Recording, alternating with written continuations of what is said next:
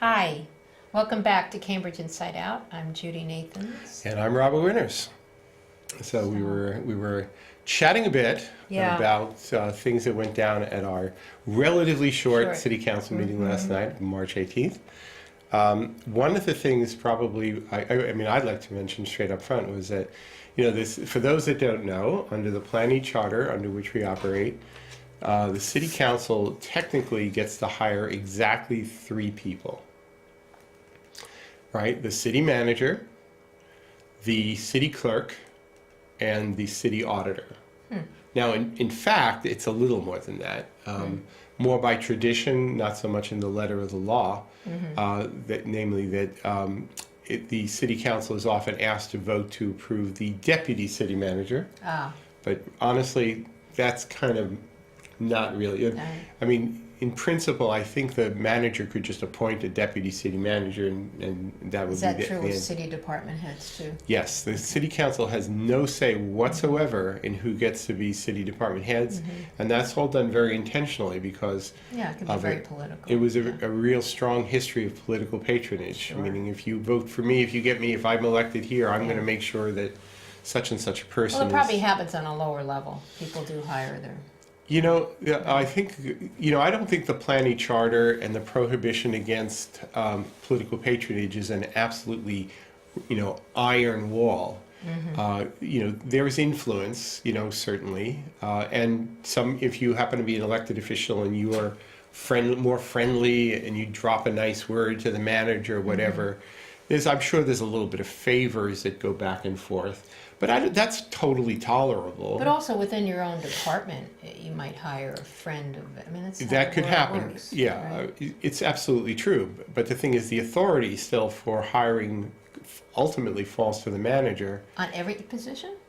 But the thing is, the manager's not going to do that. That would be totally horrible micromanagement. Right, sure. So generally, the manager will trust the department Right. head and the department head, and they have some human services people, not human services, but human resource people, and they work with a personnel department to basically vet a lot of candidates and do all of that. So, for the most part, it's done pretty professionally.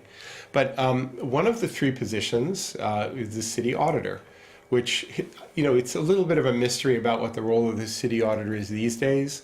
But in the old days, when the city councilors were not particularly expert, and you didn't necessarily have a fully expert finance department, when the city manager submitted a budget, you really needed, and during the year, following through afterwards, the city council wanted to have their guy who would basically kind of keep an eye on the books and make sure that the management is proceeding as it should, both in the making of the budget and making sure, and it's not simply necessarily a matter of making sure the decimal places are correct. It was just sort of keep an eye on the financial aspect of things. So that person is the city auditor. So James Monagle, who's a great guy, has been the auditor for a few terms now. So he was reappointed.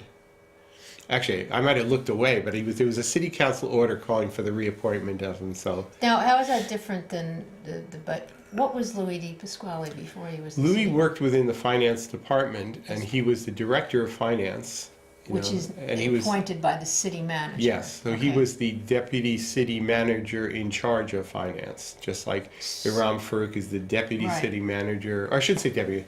Assistant city manager, that's the correct term. So what does the city auditor do? The city auditor, in truth, actually becomes kind of the city council's hire, but who does work within the finance department, and in many respects works just like a regular city employee. But are they monitoring? In principle, they monitor how the finances are getting handled.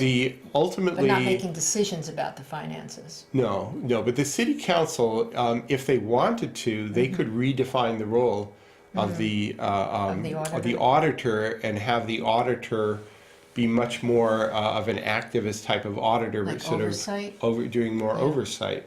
I think that for the most part during the Plan-E era, there has been not a whole lot of need for that. Okay. So so the auditor tends to just sort of do an auditing function like an auditor working for the department would, But one thing you do see during the budget hearings, which will happen in May, May. I thought they start happening. No. May, I think the okay. budget submission will be late April, and then the hearings will all take place in May and leading up to the budget All approval on, I think, May 20th. Okay. But during that, James Monagle will be sitting up there at the front table, even if it's a formality and a kind of historical relic in some ways, but you'll see James Monagle up there. So who was the auditor before him? Oh goodness, A long-term a person? pop quiz, eh? Well, was it a long-term person? There were Do they several. usually stay in the and positions? I remember Arthur Levitt was the auditor, okay, and yeah, then that makes... but the one who was the auditor right before James? I'm actually forgetting now. Well, And I that's- didn't... I just Shame on figured me. You knew. All right, well, you know what I'll be doing Yeah, later right. tonight, right? Yeah. So anyway, good for James. Some other things that came up, I think it was Councilor Siddiqui's committee having to do with, Tenant dis... well, retail. that too, but it was like a economic retail. So relation, they had a yes. committee report, came back with some, I'm not quite sure if there were any conclusions, but it was more of a repeat statement of the fact that the Community Development Department either isn't quite stepping up to the plate, finishing tasks that they should have finished, Getting a... or maybe they need more capacity within the department to Yeah, I deal heard with her some say of this that, yeah. retail plan. But it's starting to get a little old, the notion that somehow we have to keep asking and asking and asking. We're asking for what? To know, like, how long some places have been vacant? You know that, More specific information, right? so now maybe I have Yeah. to sort of switch my sympathies a little bit to Okay. this community development department, All because right. if the environment right now is that retail is dying on the vine in some ways, except for the flourishing new marijuana dispensary business Tattoo parlors. and tattoo parlors and rock and roll And- daycare yeah. and a few other things. Yoga studios. But it's a lot of the type of Bar, retail that yeah. people want. The small 5 and businesses 10, the often closest fail. we get are Target. Which Yeah. is okay, better than nothing. Right. Yeah. But the thing is that, wanting to get retail in Cambridge to work perfectly and be really wonderful may be a really big ask right now. We may be in about a Yeah. kind of a bad time for retail. Well, I mean, we've talked about this before. It's my thing is, they're building all of this stuff, and now the plan is to always have retail on the bottom. And I'm thinking, Yeah. what about all these other places that are empty? So what's going to go into those places? My feeling about that, You know? and this is one It's of those. all over Cambridge. But it's almost like you have to make Yeah. a cultural shift about this. The way I've put it this way is that building owners have to start, as long as they're not operating a 2-story building, but if they have a building that's got some height with commercial ground floor, Well, isn't that what Mass and Main's going to be? it is, yeah. Yeah. But they have to start thinking of the Yeah. commercial ground floor You frontage. think they as- don't think of that? That's Oh, no, secondary? that's not what I'm saying. What I'm Oh, saying is okay. that they have to think of it Yeah. not so much as a profit center as much as sort of a part of the building, like a heating system or something, where basically it's just part of what you have to make sure is good. So therefore offer rents that are more reasonable Yeah. and get some things in there that Yeah, can be so done. you get your income off the whole, the building on the whole, but don't try and necessarily Well, think how do you know they're not doing that? Some are actually. I know Yeah. that, and they Makes don't sense. announce that too loudly sometimes. But some property owners do that already, and I just think if we kind of change the focus a little bit, you'd actually create some opportunities from some of the small some of them might businesses to want survive. like a bar studio or a yoga versus You know, maybe it's true. something else, It's and true. that's So- kind of unfortunate. Well, I mean, because- if there's a willing tenant who's going to operate Yeah. a active, successful business, then good for them. But the Yeah, I problem know, is they're it's talking just- about yeah. there's vacant storefronts, and and they want to they're putting in artwork in some of these storefronts. I guess it's better than nothing, but I I always just think know, of, the oboe pan mount at Putnam and Mass Ave is gone, and the games people play is gone. it's I gone. just So noticed something's that. happening in that Which- building, I guess. Yeah. Oh, you think that's what it is? I don't know. I know Well, that's that a good Harvard point, yeah. Harvard has space upstairs. Harvard Right. Extension School. And I guess they're starting to vacate where they're building the Curious George, or the back of that building. What was the one? Yeah, well, so that's where Urban that Outfitters is gone. right. So where that Yeah. big project. Right. So they may come back, but they're gone now. That was Yeah. actually brought up Yeah. in one of her meetings. One of the things that's Yeah. that I still have mixed feelings about. I mean, if you have a place that truly is vacant, Yeah. And it's better to have like artwork in the window than nothing. Yeah. But there's something about that term, the Potemkin village, the make-believe village, like pictures of retail rather than real retail. Well, isn't it better than looking at an empty wall? I agree with that. But the thing is that there's still something a bit on the sad side about having pretend stuff, rather than real retail. Well. But then again, retail's it's a tough nut to crack these days. Yeah. Well, it's the rents that people have to pay, which is and hopefully, I think that we're going through about a 10 to 15 year reshuffling of the way the commerce and right. Oh yeah, online and everything. Yeah. Crazy adjustments in rent levels, which are just not sustainable. So at some point, some sort of equilibrium starts to happen, and then hopefully, when things stabilize, in a few years, maybe retail people go, oh, this works fine, Yeah. We'll see. Wow. Maybe rents for homes and residents will work better too. It seems like we'll see. Restaurants are going, juice bars, restaurants, like you said, the daycare. One of the things we always had concerns about in Central Square back 20 years ago, 25 years ago even, was that there seemed to be some restaurants and bars, some of which were going to be successful, some of which were not. But a lot of the sort of more traditional retail, like, the old saw, where do you go to buy a pair of socks, right?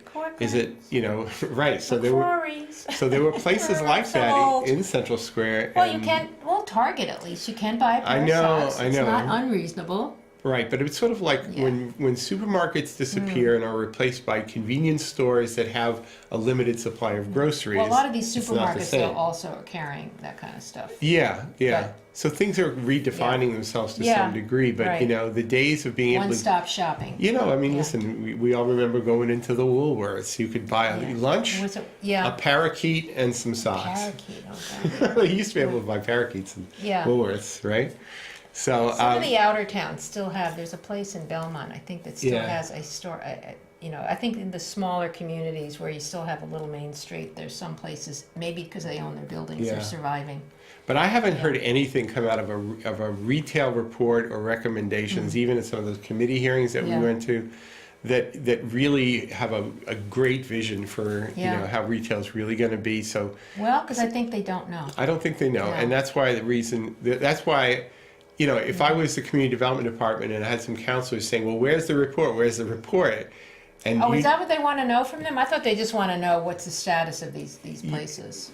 I don't even know for sure, but the point is, if all you knew is what you were bring back was something that was going to be seen as disappointing, I could see how you might not want to bring it forward. Well, either, is it related at all to the table of uses that hasn't gotten? Well, that's redone? That's something that to me that's related. It is related because it's related to zoning, right? Where you can put certain kinds of. And that's something that's very substantial and timely.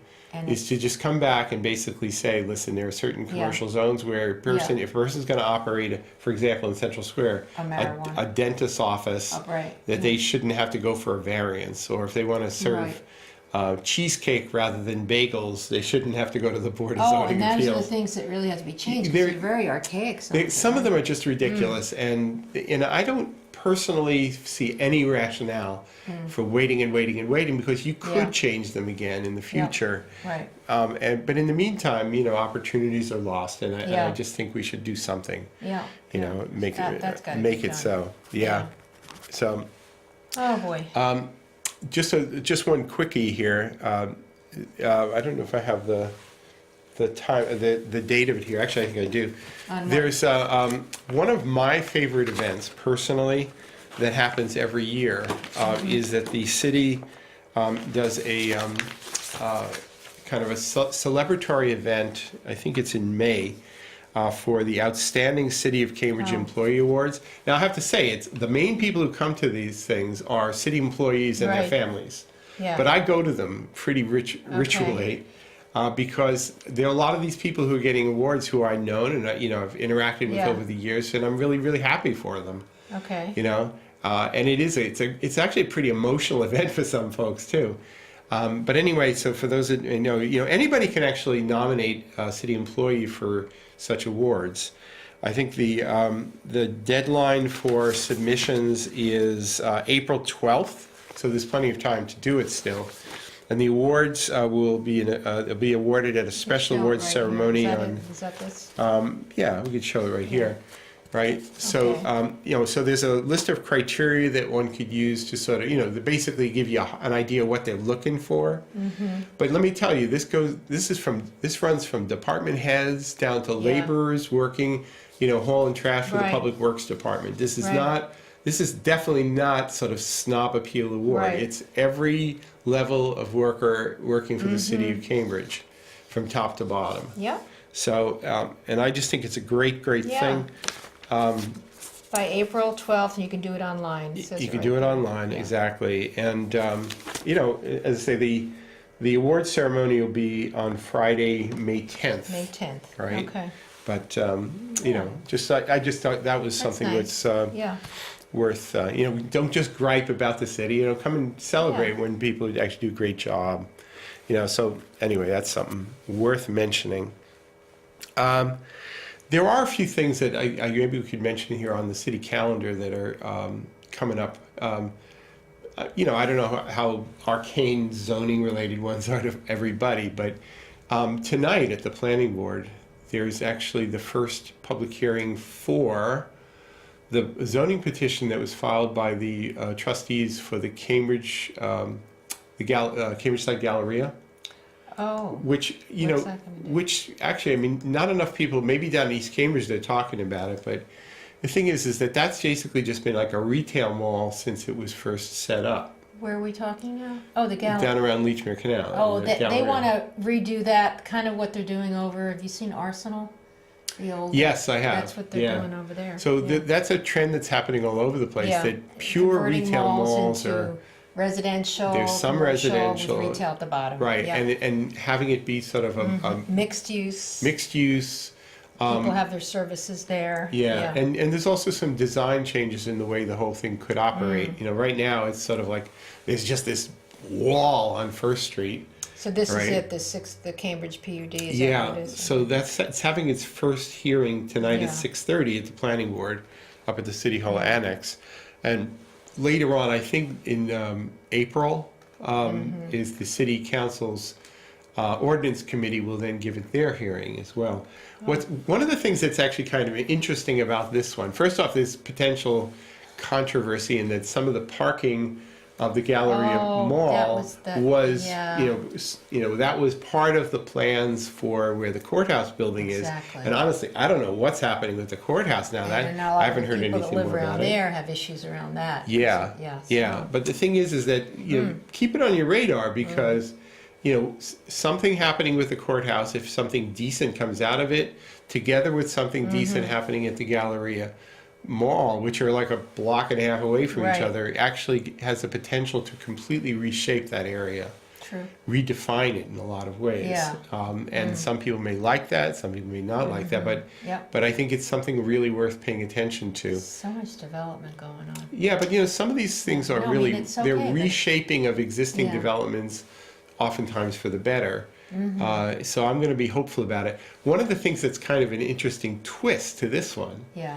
is that the sort of the prime consultant back when the Galleria Mall was being laid out was Dennis Carlone, Oh. and he's now city councilor. He So has a lot of inside so he knowledge. has probably Yeah.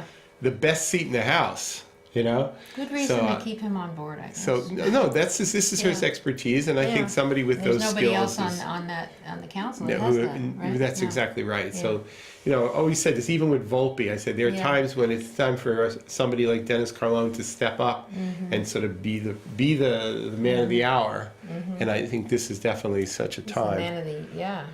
I mean, the thing is that even he would probably acknowledge that the development of the Cambridgeside Galleria at the time, which is that was the 1980s, it was still done back when people thought of malls as suburban things. Yeah. So auto-centric, the outer wall is like a big... But you know what, it never bothered me as a mall. To me, it was an urban kind of mall experience. It had the Yeah. food court, and you could get there without driving. Yep, that's right. Yeah. It really wasn't bad. No, it wasn't bad, but You the thing know, is that... yeah. But First Street, in many respects, has been a complete failure. Oh, right? because I see what you're saying. The mall Sure. side is just Yeah, a and big, it's like a big wall, it's like yeah. this big wall, empty wall with no retail integrated into it. I Yeah. hope they can do something about that. Yeah, it'll probably be more open to the Yeah, street. and then having a double-loaded retail type of real street, have First Street feel that way, because even the businesses on the other side of First Street have Well, often. isn't it a hotel now? Wait, there's like condo further down. It's like Oh yeah, yes, fancy Graves condos. Landing. Yeah, Yeah. Thomas Graves Landing is integrated into that when Yeah. you wrap around the canal. You know, And but even at the other end. right. too, But yeah. the thing is that if you really take a big picture and you envision it, is that word again, right? Doing something good with the courthouse building, doing something good with the City of Cambridge garage, which is right there, which actually has Right. retail that has never worked on it, together with this redefinition of the Cambridgeside Galleria, and the proximity to the river, you know, all of these things have a lot of potential for But something it's not great. the same developer, though. That's the problem. You have different. Well, and that's why you need players. to have planning boards Yeah. and Maybe city get them councilors who together. basically Yeah. make sure that a good unified talking to plan each grows other. out of Yeah. this. Yeah, and I really hope that happens. And so again, for those of you who sort of think city planning matters, it's not that we talked about any of this at Envision Cambridge, I'll tell you that much. Jeez. That's too But bad. that's another matter, I Yeah. suppose. So I guess maybe the last thing maybe worth mentioning is the usual sort of annoying reality. So we do say there's was it 2 weeks ago there was the hearing on that overlay proposal? The housing committee. Right, the housing They're having committee. one tomorrow night. And there's another one 6 tomorrow o'clock. night, which is on the Going to be packed March again 20th, because be I've packed. already got notices from. And then the 28th, right? So it's Right. And becoming they're all kind of, televised, so you don't. yeah, but it's becoming kind of like a bullfight in a way, Yeah, where you've yeah. got, you know, the Better Cambridge people definitely contacting outnumber- everybody on their they mailing list, and they outnumber just everybody. pack the meeting, Yeah.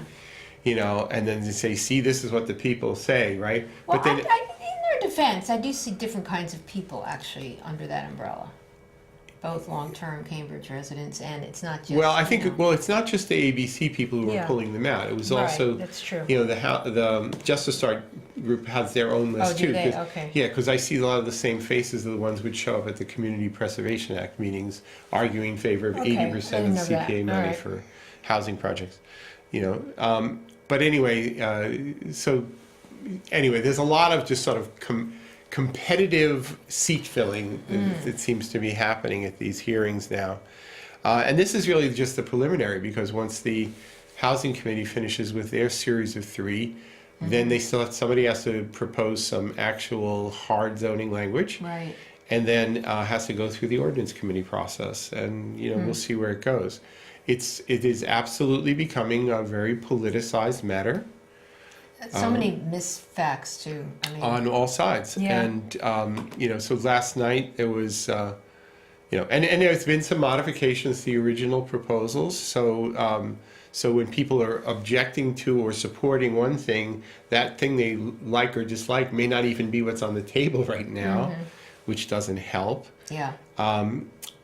There was some kind of hard to read event at the council meeting last night where Councillor Zondervan offered his thoughts, my initial thoughts, but it Overlay. basically read like the threads of some alternate proposals.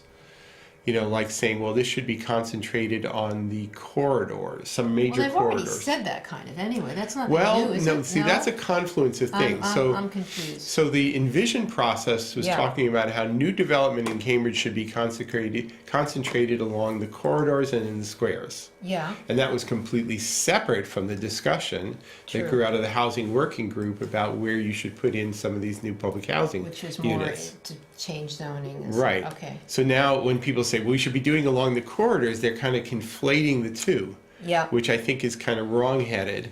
And then that led to, you know, one proposal say, well, if you want to focus, put them just on the corridors, then, you know, what about streets connecting these corridors where there's just very close to bus routes and whatever, you know? I mean, what I'm seeing really is just city councilors taking sides. You know, and I can see that I can absolutely hear the talking points of this particular faction being spoken by certain city councilors. you know, like when they made reference to anybody who would question this overlay proposal is somehow they're likening them to the redlining of banks back in the 1940s and 50s. Yeah. And I just think that's ridiculous. Oh, yeah, I heard that too. You know, but Jesse Canson, Benioff, and the ABC crowd, you know, they put that word redlining and all that, and then councilors just parrot it back. You know. I don't see it that way. Do you? I don't see it that way at all. You know, so I just think there's a lot of really serious problems with this, and I think there's a lot of need for a more honest conversation about this, rather than just trying to ram it through so you can say I'm the person who pushed this through or not, you know, or finger pointing somebody who stands in the way of it. I just think it needs to be talked about, and I guess it was just another way. These are things that I think need to be. These are my thoughts. I didn't see it as any. Yeah, but the thing is that if the sole forums are just these few committee hearings, which are packed with a few individuals, and then this advocacy group, that advocacy group, and another one here, most of the people in the city are still not in any way involved in this discussion at all. But that's true on many things. I know it. I know. But, you know, there's just so much you're going to get. And people did go get the thing about the trees. That was going to every household, right? Yeah. So, yeah. Anyway, we'll see how that flies. Out, yeah. So anyway, you know, the equinox is tomorrow at 5:38. There is a peace vigil. There is a peace vigil which is tonight in front of City Hall, which is there's also a school committee meeting planned, but anyway, I don't know how that's gonna. Yeah. So anyway, so check the calendars. Yes. And enjoy the spring. And we'll be here next Tuesday. And we'll be we presumably will be here next Tuesday. Right. Okay. Right. So anyway, on that note, we'll see you another week on Cambridge Inside Out. Night.